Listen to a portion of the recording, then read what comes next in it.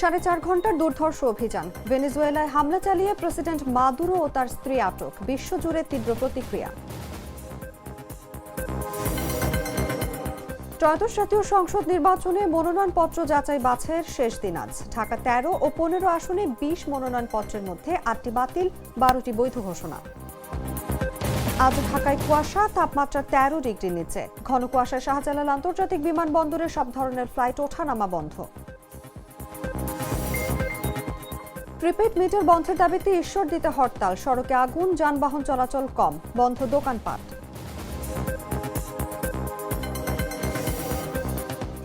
এবং আইপিএল থেকে মুস্তাফিজুর রহমানকে বাদ। আইনগত ভিত্তি পর্যালোচনার পর আইপিএল এর সম্প্রচার বন্ধ নিয়ে পদক্ষেপ জানালেন তথ্য উপদেষ্টা।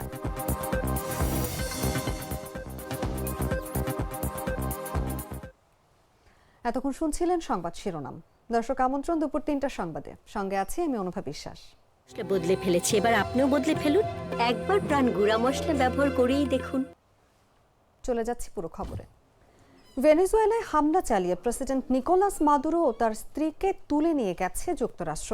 দুর্গের মতো সুরক্ষিত বাসভবন থেকে তাকে যেভাবে মাত্র কয়েক ঘন্টার মধ্যে বন্দী করা হয়, তাতে অবাক হয়েছেন অনেকেই। বার্তা সংস্থা রয়টার্স জানিয়েছে, মার্কিন বাহিনীর এই অভিযান এত সহজ হয়ে যায় মূলত একজন বিশ্বাসঘাতকের কারণে। কিভাবে এই দুর্গের মতো বাসভবনে হামলা চালালো যুক্তরাষ্ট্র, বিস্তারিত জানবো জাগো ডেস্ক রিপোর্টে।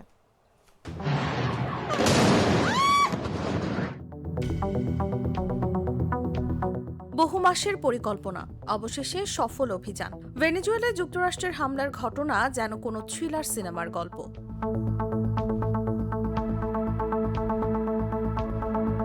ভেনেজুয়েলার প্রেসিডেন্ট নিকোলাস মাদুরো এবং তার স্ত্রীকে বন্দী করার জন্য যুক্তরাষ্ট্র যে অভিযান চালিয়েছে, সেটি ছিল সাম্প্রতিক সময়ের অন্যতম জটিল ও গোপন সামরিক অভিযান। মাসের পর মাস প্রস্তুতির পর অপারেশন অ্যাবসলিউট রিজলভ নামের এই অভিযানে অংশ নেয় মার্কিন স্পেশাল ফোর্স, সিআইএ ও এফবিআই। সূত্র অনুযায়ী মার্কিন সেনাবাহিনীর অভিজাত ইউনিট ডেল্টা ফোর্স মাদুরো নিরাপদ আশ্রয় কেন্দ্রের হুবহু একটি নকল কাঠামো তৈরি করে সেখানে অনুশীলন চালায়। কিভাবে সুরক্ষিত ও শক্তিশালী ওই ভবনে প্রবেশ করা হবে, তার প্রতিটি ধাপ ছিল পূর্ব পরিকল্পিত।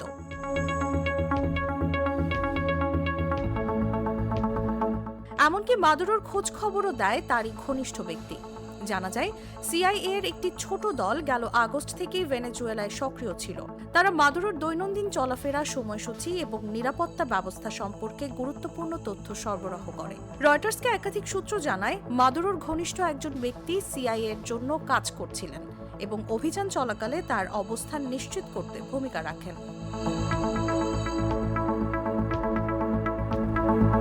সব প্রস্তুতি সম্পন্ন হওয়ার পর 4 দিন আগে অভিযানের অনুমোদন দেয় ডোনাল্ড ট্রাম্প। তবে সামরিক ও গোয়েন্দা কর্মকর্তারা ভালো আবহাওয়ার জন্য অপেক্ষা করার পরামর্শ দেন।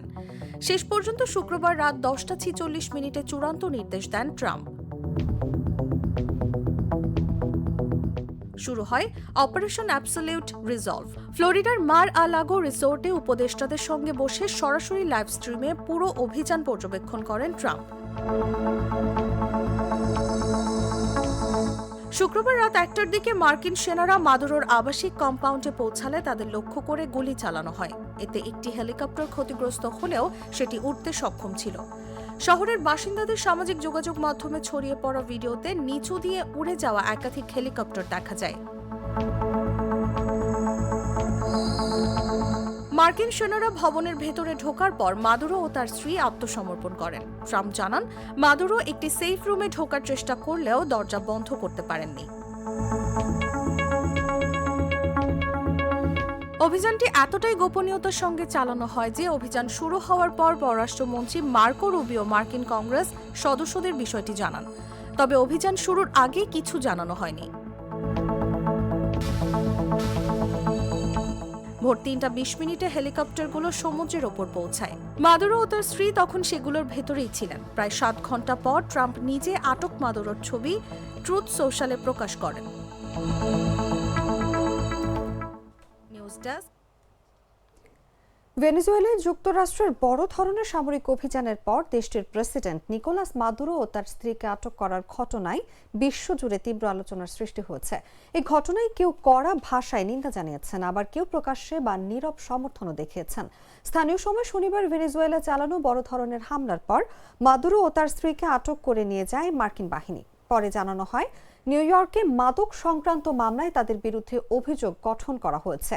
ঘটনার পরপরই যুক্তরাজ্যের প্রধানমন্ত্রী কিয়ার স্টারমার বলেন, মাদুরোর শাসনের অবসান নিয়ে তার সরকার এক ফোঁটাও চোখের জল ফেলবে না। ভেনেজুয়েলার ঘনিষ্ঠ মিত্র রাশিয়া ও চীনও কড়া ভাষায় যুক্তরাষ্ট্রের সমালোচনা করেছে। চীন বলেছে, একটি স্বাধীন দেশের প্রেসিডেন্টের বিরুদ্ধে শক্তি প্রয়োগে তারা গভীরভাবে বিস্মিত ও ক্ষুব্ধ।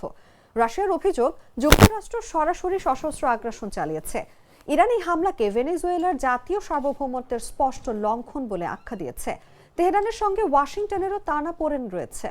অন্যদিকে লাতিন আমেরিকার বেশ কয়েকটি দেশ এই অভিযানের তীব্র বিরোধিতা করেছে।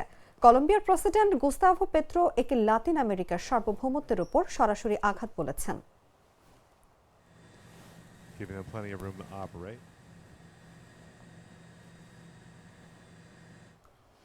দর্শক, ভেনেজুয়েলায় হামলা এবং নিকোলাস মাদুরোর গ্রেফতার প্রসঙ্গ নিয়ে আলোচনার জন্য আমাদের সঙ্গে আজ স্টুডিওতে উপস্থিত আছেন জাগো নিউজের আন্তর্জাতিক ডেস্কের সহ সম্পাদক শাহিন হলাদার। আপনাকে আমন্ত্রণ আমাদের আজকের আলোচনায়। আপনাকে ধন্যবাদ। শুরুতেই আপনার কাছে জানতে চাইব যে ট্রাম্প কেন ভেনেজুয়েলার দিকে নজর দিল এবং কেন মাদুরোকে আটক করা হলো? এই ব্যাপারটা তো আসলে এখন বিশ্বজুড়ে খুব তীব্র নিন্দার মুখে রয়েছে। এটা নিয়ে আসলে প্রথমে একটু জানতে চাই। ভেনেজুয়েলার আটকের পিছনে যদি আমি স্পেসিফিক ভাবে আপনাকে বলি, সেটা হচ্ছে যে বেশ কয়েকটা কারণ আছে ভেনেজুয়েলায় হামলার, এবং সেটার মধ্যে ওয়ান অফ দ্য ইম্পর্টেন্ট এবং one of the most important reason হচ্ছে ভেনেজুয়েলার ওয়েল রিজার্ভ। ভেনেজুয়েলার যে জ্বালানি সেক্টর আছে সেটা খুবই এনরিচ। ভেনেজুয়েলা হচ্ছে যে একমাত্র রাষ্ট্র যার ওয়েল রিজার্ভ বিশ্বের অন্যান্য যেই রাষ্ট্রগুলো আছে তার থেকে সব থেকে বেশি। 300 বিলিয়ন ব্যারেলের উপরে তেল রিজার্ভ আছে ভেনেজুয়েলার। আর এটা দখলে নেওয়ার জন্য, এটাকে সরাসরি নিয়ন্ত্রণ করার জন্যই মূলত যুক্তরাষ্ট্র এই হামলাটা চালিয়েছে ভেনেজুয়েলায়। আর ভেনেজুয়েলার আরেকটা যেই কারণ হচ্ছে যে নিকোলাস মাদুরো, তার সাথে কিন্তু যুক্তরাষ্ট্রের যেই প্রতিদ্বন্দ্বী যে রাষ্ট্রগুলো আছে, যেরকম রাশিয়া, চীন এবং মধ্যপ্রাচ্যে ইরান, এই রাষ্ট্রগুলোর সঙ্গে, রাষ্ট্রনেতাদের সঙ্গে ভেনেজুয়েলার প্রেসিডেন্টের ভালো সম্পর্ক আছে, এবং এটাকেও যুক্তরাষ্ট্র থ্রেট হিসাবে মনে করে। তাদের নাকের ডগায় ভেনেজুয়েলাকে এইভাবে, যেরকম আপনি জানেন যে কিউবার যখন মিসাইল ক্রাইসিস হয়েছিল, সেটা যুক্তরাষ্ট্রের জন্য অনেক বড় একটা থ্রেট ছিল। তো সেই ধরনের ঘটনা যাতে রিপিটেডলি না হয়, সেটার জন্যই মূলত এই হস্তক্ষেপটা করা হয়েছে। আর হচ্ছে যে অভিযোগটা আনা হচ্ছিল বারবারই, যে ভেনেজুয়েলা হচ্ছে যুক্তরাষ্ট্রে মাদক সরবরাহ করে, যুক্তরাষ্ট্রের স্থিতিশীলতা নষ্ট করার জন্য ভেনেজুয়েলাকে দোষারোপ করা হচ্ছিল, বিশেষ করে মাদুরোকে। তো সেটাকে আসলে খুব বেশি এভিডেন্স বা প্রমাণ, কোনো বৈধ কোনো কিছু ডকুমেন্ট সরবরাহ করতে পারেনি যুক্তরাষ্ট্রের পক্ষ থেকে। এর যদিও বেশ কিছুদিন ধরে, গত কয়েক সপ্তাহ ধরে ক্যারিবিয়ান সাগরে ভেনেজুয়েলার যেই নৌবোটগুলো ছিল সেগুলোকে লক্ষ্য করে বিভিন্ন হামলা করা হয়েছে, প্রায় 100-র উপরে মানুষকে মারা হয়েছে। তো এই বিষয়গুলোকে কেন্দ্র করেই হামলাটা পরিচালনা করা হয়। টোটাল ভেনেজুয়েলার সম্পদ এবং ভেনেজুয়েলার যে পলিটিক্যাল যে গ্রাউন্ড, সেটাকে নিয়ন্ত্রণ করার জন্য। আর আটকের যে বিষয়টা, এটা আসলে দুইটা বিষয়। তাকে আটক না করেও উপায় নেই। যদি হতো তাহলে তাকে সেখানে মেরে ফেলতে হতো, সেটা আর একটা সিনিয়রিও হতো। তো সেই রিস্কটা, সেই ঝুঁকিটা বা সেই সমালোচনাটা অ্যাভয়েড করার জন্য হয়তোবা তাকে গ্রেপ্তার করা হয়েছে, এবং খুব স্পেসিফিক বিশেষায়িত তাদের ফোর্সের মাধ্যমে তাকে গ্রেপ্তার করে নিয়ে যাওয়া হয়েছে। অথবা আরেকটা প্রসেস ছিল, তাকে যদি ভেনেজুয়েলায় রাখা হতো বা ভেনেজুয়েলার যে বিচার ব্যবস্থা আছে সেটা একটা দীর্ঘমেয়াদী প্রসেস থাকতো, সেখানে তার একটা লিগেসি আছে, তার সমর্থক আছে, তারা আরেকটা পলিটিক্যাল ব্যাকগ্রাউন্ড তৈরি করার চেষ্টা করতো। তো সেই জায়গা থেকে তাকে হয়তো বা গ্রেপ্তার করে নিয়ে যাওয়া হয়েছে, এবং তাকে যুক্তরাষ্ট্রের যেই বিচার ব্যবস্থা আছে, এখন বলা হচ্ছে যে সেই অধীনে তার বিচার হবে যুক্তরাষ্ট্রে। একদমই তাই। এবং ট্রাম্প যে ধরনের অভিযোগগুলো আনছে যে ভেনেজুয়েলা যুক্তরাষ্ট্রে মাদক সরবরাহ করছে, এটা আসলে কতটুকু যৌক্তিক? দেখুন, আপনাকে আমি প্রথমেই বলেছি যে যে কোনো রাষ্ট্রে যখন যুক্তরাষ্ট্র অতীতের ইতিহাস থেকে আমরা দেখেছি, যেরকম আপনার ইরাকে তারপর হচ্ছে লিবিয়ায়, ইরাকে যখন হামলা করা হয়েছিল তার আগে একটা ব্যাকগ্রাউন্ড তৈরি করা হয়েছিল, হামলার প্রেক্ষাপট তৈরি করা হয়েছিল যে গণবিধ্বংসী অস্ত্র আছে সাদ্দাম হোসেনের কাছে। সেই যেই ষড়যন্ত্র, পরবর্তীতে কিন্তু সেই ধরনের কোনো গণবিধ্বংসী অস্ত্র ইরাকের কাছে কিন্তু পাওয়া যায়নি। ঠিক একইভাবে এই মাদক বিষয়টাকে সামনে নিয়ে এসে হামলার একটা অজুহাত তৈরি করার জন্য, সেই এই হামলাটা পরিচালনা করার জন্য, বৈধতা নেওয়ার জন্য সেই বিষয়টাকে সামনে নিয়ে আসা হয়েছে। আসলে সেইভাবে কোনো প্রমাণপত্র যুক্তরাষ্ট্রের পক্ষ থেকে বা কোনো ইন্টারন্যাশনাল বডিও সেটাকে সেই ধরনের কোনো কিছু রিকগনাইজ করে না বা এন্ডোর্স করে না, এই ধরনের কোনো প্রমাণপত্র তাদের কাছেও নেই।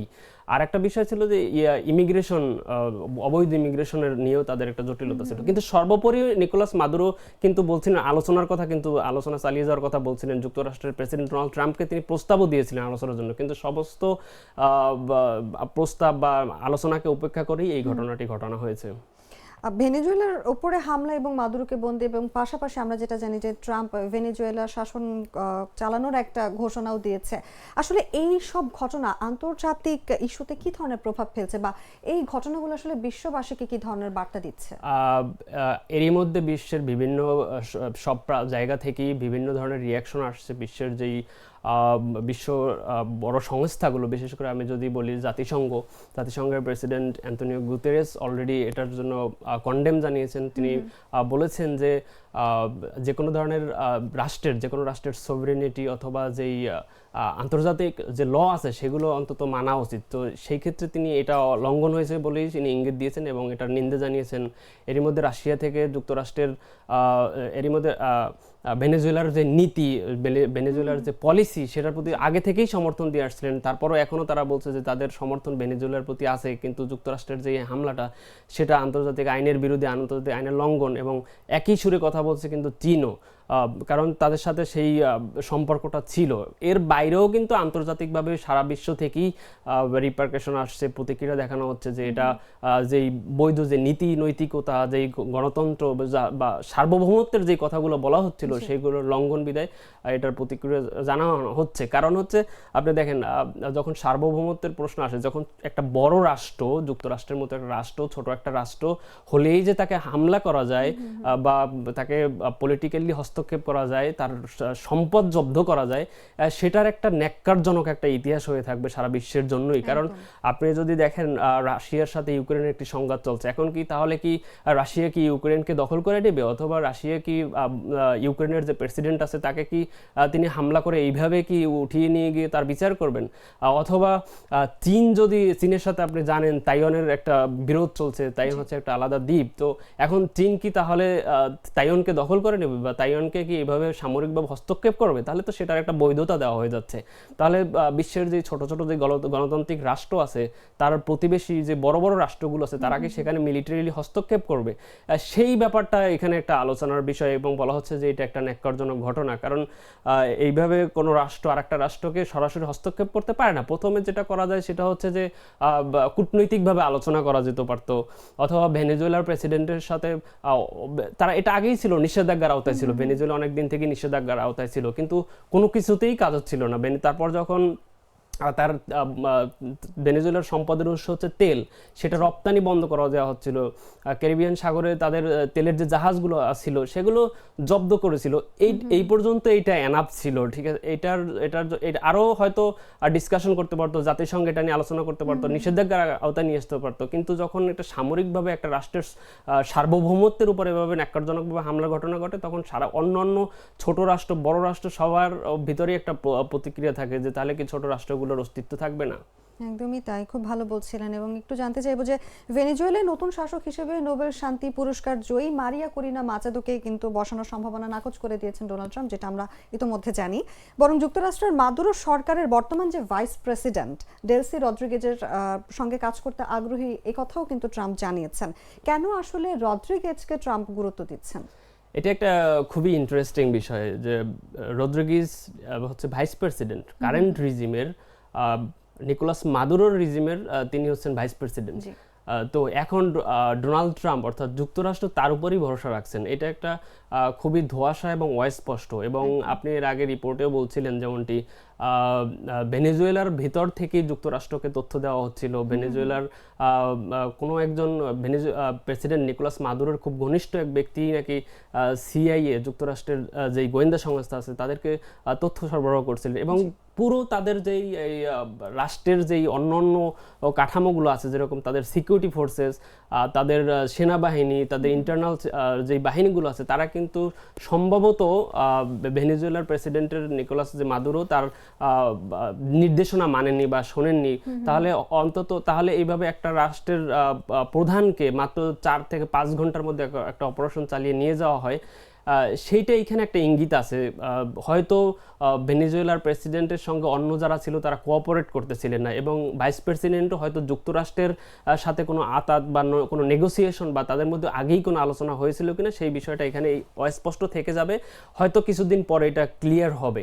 আর একটা হচ্ছে যে যেই নোবেল যেই মাচাদোর কথা বলা হচ্ছিল, তাকে কেন ট্রাম্প রিজেক্ট করলেন, আসলে এখানে প্রথম দিকে আলোচনায় ছিলেন তিনি, যখন তিনি নোবেল পুরস্কার পেয়েছিলেন ভেনেজুয়েলার গণতন্ত্রকামী মানুষের নেতা হিসেবে, তখন ডোনাল্ড ট্রাম্প তাকে ফোন দিয়ে অভিনন্দন জানিয়েছিলেন এবং তাকে যুক্তরাষ্ট্রের পন্থীও মনে করা হতো। এখন শেষ পর্যায়ে এসে তাকে আসলে তার উপরে ভরসা রাখতে পারছেন না। এটার কারণ হচ্ছে যে হয়তো তারা মনে করছেন যে তিনি আন্তর্জাতিক ফেস, আন্তর্জাতিক মুখ, তিনি যদি ভেনেজুয়েলায় যান তাহলে একটা স্টাবিলিটি চলে আসতে পারে, সেখানে আবারও সেই ঝুঁকি নেবেন কিনা, আবার মাদুরো হয়ে ওঠেন কিনা, সেই ঝুঁকিটা নিতে চাচ্ছে না। আবার একটা বিষয় হলো যে এখন তো যুক্তরাষ্ট্রের মেইন টার্গেট হচ্ছে ভেনেজুয়েলাকে মূলত অস্থিতিশীল করে রাখা, যাতে স্থিতিশীলতা না আসতে পারে এবং তারা সেই সুযোগটা নিতে পারে। তো এমন একজনকে বসানো হবে এবং স্থিতিশীলতা যাতে না আসতে পারে সেই জন্যই হয়তো রদ্রিগেজকে বেছে নিয়েছেন, এবং তাদের হয়তো সেই যোগ সাজস বা তাদের সেই নেগোসিয়েশনটা হয়েছে বিধায় তাকে চুজ করেছে যুক্তরাষ্ট্র। হ্যাঁ, সেটা ধারণা করা হচ্ছে। একদমই তাই। আপনাকে অসংখ্য ধন্যবাদ আমাদের সঙ্গে আজ আলোচনায় উপস্থিত থাকার জন্য। আপনাকে ধন্যবাদ। দর্শক, কথা বলছিলাম জাগো নিউজের আন্তর্জাতিক ডেস্কের সহ সম্পাদক শাহিন হাওলাদারের সঙ্গে। এবার চলে যাচ্ছে অন্যান্য খবরে। ত্রয়োদশ জাতীয় সংসদ নির্বাচন ও গণভোটের সম্ভাব্য প্রার্থীদের মনোনয়নপত্র যাচাই বাছাই কার্যক্রমের শেষ দিন আজ। সোমবার থেকে প্রার্থিতা বাতিলে রিটার্নিং কর্মকর্তার সিদ্ধান্তের বিরুদ্ধে ইসিতে আপিল শুরু হবে। তফসিল অনুযায়ী সারা দেশে 300 আসনের প্রার্থীদের মনোনয়নপত্রের সংখ্যা আজই চূড়ান্ত হবে। চলমান যাচাই বাছাই কার্যক্রম শেষে মোট বৈধ এবং বাতিল মনোনয়নপত্রের সংখ্যা প্রকাশ করবে নির্বাচন কমিশন। রিটার্নিং কর্মকর্তা বা সহকারী রিটার্নিং কর্মকর্তার সিদ্ধান্তের বিরুদ্ধে 5 থেকে 9 জানুয়ারি পর্যন্ত নির্বাচন কমিশনে আপিল করা যাবে। এরপর 10 থেকে 18 জানুয়ারির মধ্যে আপিল শুনানি নিষ্পত্তি হবে। ইসির তথ্য অনুযায়ী ঢাকার 20টি সংসদীয় আসনে 238 জন প্রার্থীর মধ্যে 161 জনের মনোনয়নপত্র বৈধ ঘোষণা করা হয়েছে, বাতিল করা হয়েছে 81 জনের।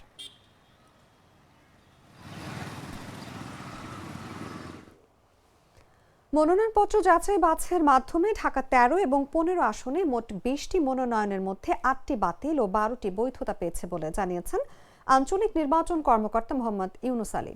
রোববার দুপুরে রাজধানীর আগারগাঁওয়ের নির্বাচন কমিশনের ইটিআই ভবনে আসন দুটির যাচাই বাছাইয়ের পর তিনি গণমাধ্যমকে এই তথ্য জানান। তিনি বলেন, আগামীকাল 5 জানুয়ারি থেকে 9 জানুয়ারির মনোনয়নপত্র বাছাইয়ে রিটার্নিং অফিসারের সিদ্ধান্তের বিরুদ্ধে আপিল করতে পারবেন প্রার্থীরা। যাচাই বাছাইয়ে তার মধ্যে 5 জন প্রার্থীর মনোনয়নপত্র বাতিল করা হয়েছে এবং 6 জন প্রার্থীর মনোনয়নপত্র বৈধ ঘোষণা করা হয়েছে। 188 ঢাকা 15 আসনে মোট 9 জন প্রার্থী মনোনয়নপত্র দাখিল করেছেন। গতকাল 3 জানুয়ারি তারিখে যাচাই বাছাইয়ে 6 জন প্রার্থীর মনোনয়নপত্র বৈধ ঘোষণা করা হয়েছে এবং 3 জন প্রার্থীর মনোনয়নপত্র বাতিল ঘোষণা করা হয়েছে। ঢাকা 13 ও ঢাকা 15 আসনে মোট 8 জন প্রার্থীর মনোনয়নপত্র বাতিল করা হয়েছে। মনোনয়নপত্র বেসিক্যালি 1% ভোটারের গড়মিল, সরকারি চাকরি হতে অবসর গ্রহণের 3 বছর অতিবাহিত না হওয়া, হলফনামার বিভিন্ন ত্রুটি, মনোনয়নপত্র যথাযথভাবে বিশেষ করে তৃতীয় অংশ পূরণ না করা ইত্যাদি কারণে মনোনয়নপত্র সমূহ বাতিল করা হয়েছে। পাশাপাশি 2 জন প্রার্থীর দলীয় মনোনয়ন সঠিক না থাকার কারণেও বাতিল করা হয়েছে। মনোনয়নপত্র বাতিল বা গ্রহণ উভয়ের বিরুদ্ধে আপিলের বিধান রয়েছে নির্বাচন কমিশনে। আগামী 5 থেকে 9 জানুয়ারির মধ্যে বাতিল বা গ্রহণের বিরুদ্ধে সংশ্লিষ্ট প্রার্থীগণ রিটার্নিং অফিসারের কার্যালয় হতে আদেশের কপি সংগ্রহ করে যথাযথ পদ্ধতিতে আপিল দায়ের করতে পারবেন। তোতার চকলেটে একাকার হয়ে ওঠা প্রাণ লেয়ার সম্পর্কের মিষ্টি ম্যাজিক। বাংলাদেশ প্রকৌশল বিশ্ববিদ্যালয় স্বীকৃত অটোরিকশার পাইলট প্রকল্পের উদ্বোধনের পর চলতে শুরু করেছে অটোরিকশাগুলো। এই বিষয়ে আফতাবনগর থেকে বিস্তারিত জানাচ্ছেন সহকর্মী সিফাত আল ফাহিম। বাংলাদেশ প্রকৌশল বিশ্ববিদ্যালয় বুয়েট স্বীকৃত অটোরিকশার যে পাইলট প্রকল্পটি রয়েছে সেটি গতকাল এই জায়গাটিতেই উদ্বোধন হয়েছে। এবং যদি একটু দেখানোর চেষ্টা করি, এই মুহূর্তে আমরা রয়েছি রাজধানীর আফতাবনগর যে মূল সড়কটি রয়েছে সেই সড়কটিতে, এবং এই সড়কটিতে বিভিন্ন ধরনের অটোরিকশা আমরা চলাচল দেখতে পেয়েছি। এবং এই অটোরিকশা নিয়ে আমরা কিছুক্ষণ আগে সিটি কর্পোরেশনের সাথে কথা বলেছি। তারা আমাদেরকে যেমনটি জানিয়েছে যে বাংলাদেশ প্রকৌশল বিশ্ববিদ্যালয় বুয়েট স্বীকৃত যে অটোরিকশার পাইলট প্রকল্পটি যেটি গতকালকে উদ্বোধন করা হয়েছে, সেই উদ্বোধনকৃত অটোরিকশাগুলো রাজধানীর 3টি পয়েন্টে ইতিমধ্যে চলতে শুরু করেছে। তবে আজকে এই জায়গাটি দিয়ে অর্থাৎ আফতাবনগরের এই সড়কটি দিয়ে সেই পাইলট প্রকল্পর ভিত্তিতে যে সাধারণ অটোরিকশাগুলো রয়েছে সেই সাধারণ অটোরিকশার ব্যাটারিগুলো প্রতিস্থাপন করে লিথিয়াম ব্যাটারি সংযোজনের মাধ্যমে সেই পাইলট প্রকল্পে রূপান্তরিত করা হয়েছে। এবং রাজধানীর আরও 2 থেকে 3টি পয়েন্টে আজকে মূলত আনুষ্ঠানিকভাবে 15 থেকে 16-র অধিক অটোরিকশা চলাচল শুরু করেছে। এবং এটি ছিল রাজধানীর প্রকৌশলী বিশ্ববিদ্যালয় বুয়েট স্বীকৃত অটোরিকশা চলাচলের সর্বশেষ। দর্শক, রাজধানীর আফতাবনগর থেকে সরাসরি যুক্ত ছিলেন সহকর্মী সিফাত আল ফাহিম। চলে যাচ্ছে অন্যান্য খবরে। ঘন কুয়াশার কারণে ঢাকার হযরত শাহজালাল আন্তর্জাতিক বিমানবন্দরে 4 ঘন্টা কোনো ফ্লাইট ওঠানামা করতে পারেনি। রোববার সকাল 6টার পর কুয়াশায় চারপাশ না দেখা যাওয়ায় কোনো ফ্লাইট ঢাকা ছাড়তে পারেনি। একই কারণে ঢাকার আকাশে থাকা প্রায় 6টি ফ্লাইট অবতরণ করতে পারেনি। শাহজালাল বিমানবন্দরের নির্বাহী পরিচালক group captain SM. Ragib Samad বলেন, বিমানবন্দর ঘোষণা দিয়ে বন্ধ ছিল বিষয়টি তা নয়। সকাল 6টার পর থেকে ভিজিবিলিটি ছিল না, কোনো ফ্লাইট উড্ডয়ন ও অবতরণ করতে পারেনি। পরে 9:52 ফ্লাইট চলাচল শুরু হয়। বিমানবন্দর সূত্র জানায়, বর্তমানে বেশ কয়েকটি ফ্লাইট ঢাকার আকাশে চক্কর খাচ্ছে। অনুমতি পেলে ফ্লাইটগুলো একের পর এক অবতরণ করবে।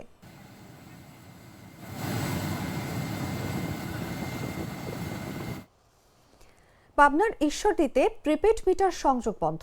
201 জনের বিরুদ্ধে নেসকোর দায়ের করা মামলা প্রত্যাহার সহ 6 দফা দাবিতে সচেতন নগরবাসী ফোরামের ডাকে অর্থ দিবস হরতাল পালিত হচ্ছে। রোববার সকাল 6টা থেকে সড়কের বিভিন্ন মোড়ে অবস্থান নিয়েছে হরতাল সমর্থকরা। এ সময় ফতে মোহাম্মদপুর লোকোসেডে সড়কের টায়ার জ্বালিয়ে বিক্ষোভ করে স্থানীয়রা।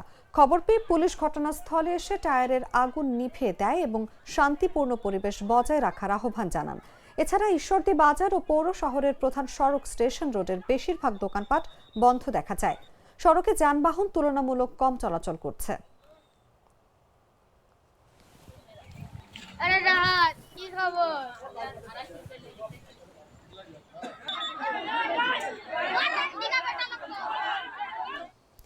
রাজশাহীর বাঘায় পদ্মার চরে বাড়িতে ঢুকে গুলি করে সোহেল রানা নামের এক যুবককে হত্যা করেছে দুর্বৃত্তরা। শনিবার দিবাগত রাত 1টার দিকে চক রাজাপুর ইউনিয়নের পলাশী ফতেপুর করালি নওসারার গ্রামে চরে এই ঘটনা ঘটেছে। এ সময় গুলিতে সোহেল রানার স্ত্রী সাথিনা খাতুন আহত হয়েছেন। তাদের উদ্ধার করে উপজেলা স্বাস্থ্য কমপ্লেক্সে নেওয়া হলে কর্মরত চিকিৎসক হুমায়রা খাতুন সোহেল রানাকে মৃত ঘোষণা করেন। তবে গুলিতে আহত সাথিনা খাতুনকে ভর্তি করা হয়েছে। বাঘা থানার পরিদর্শক সুপ্রভাত মণ্ডল বলেন, আগের হত্যার ঘটনাকে কেন্দ্র করে দুর্বৃত্তরা সোহেল রানাকে গুলি করে হত্যা করেছে বলে ধারণা করা হচ্ছে। বিষয়টি নিয়ে তদন্ত শুরু করা হয়েছে, প্রয়োজনীয় ব্যবস্থা গ্রহণ করা হবে।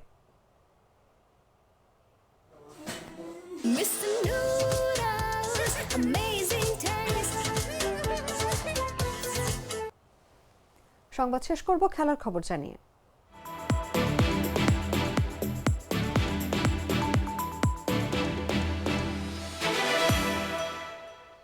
আইনগত ভিত্তি পর্যালোচনা এবং প্রক্রিয়া যাচাই বাছাইয়ের পর ইন্ডিয়ান প্রিমিয়ার লিগের সম্প্রচার বাংলাদেশে বন্ধের বিষয়ে সিদ্ধান্ত নেওয়া হবে বলে জানিয়েছেন তথ্য ও সম্প্রচার উপদেষ্টা সৈয়দা রিজওয়ানা হাসান। সচিবালয়ে কর্মরত সাংবাদিকদের সংগঠন বাংলাদেশ সেক্রেটারিয়েট রিপোর্টার্স ফোরামের সদস্যদের সঙ্গে রোববার মত বিনিময়কালে এসব কথা বলেন তথ্য উপদেষ্টা।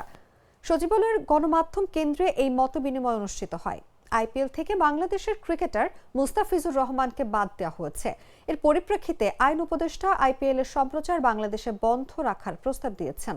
এই বিষয়ে দৃষ্টি আকর্ষণ করলে সৈয়দা রিজওয়ানা হাসান বলেন, বিষয়টা হচ্ছে যে খেলাটা যদি খেলার জায়গায় রাখতে পারলে ভালো হতো, কিন্তু দুর্ভাগ্যবশত খেলার মধ্যে রাজনীতি নিয়ে আসা হয়েছে। আইনগত ভিত্তি পর্যালোচনা এবং প্রক্রিয়া যাচাই বাছাইয়ের পর সিদ্ধান্ত নেওয়া হবে।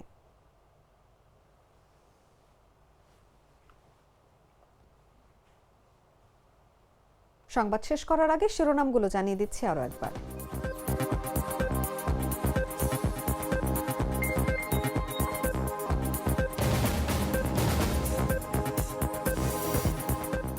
সাড়ে 4 ঘন্টার দুর্ধর্ষ অভিযান, ভেনেজুয়েলায় হামলা চালিয়ে প্রেসিডেন্ট মাদুরো ও তার স্ত্রী আটক, বিশ্বজুড়ে তীব্র প্রতিক্রিয়া। ত্রয়োদশ জাতীয় সংসদ নির্বাচনে মনোনয়নপত্র যাচাই বাছাইয়ের শেষ দিন আজ। ঢাকা 13 ও 15 আসনে 20 মনোনয়নপত্রের মধ্যে 8টি বাতিল, 12টি বৈধ ঘোষণা। আজও ঢাকায় কুয়াশা, তাপমাত্রা 13 ডিগ্রির নিচে। ঘন কুয়াশায় শাহজালাল আন্তর্জাতিক বিমানবন্দরে সব ধরনের ফ্লাইট ওঠানামা বন্ধ। প্রিপেড মিটার বন্ধের দাবিতে ঈশ্বর দিতে হরতাল, সড়কে আগুন, যানবাহন চলাচল কম, বন্ধ দোকানপাট।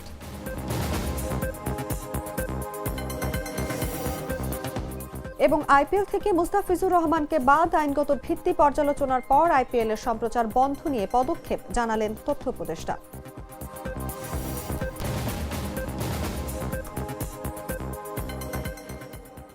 দর্শক, এই ছিল এখনকার মতো। এরপর বিকেল 5টায় দেখবেন দেশজুড়ে সংবাদ। প্রতি মুহূর্তে সর্বশেষ খবর জানতে ভিজিট করুন jagonews24.com। ফলো করুন আমাদের ভেরিফাইড ফেসবুক পেজ এবং সাবস্ক্রাইব করুন জাগো নিউজের ইউটিউব চ্যানেল। ধন্যবাদ সবাইকে।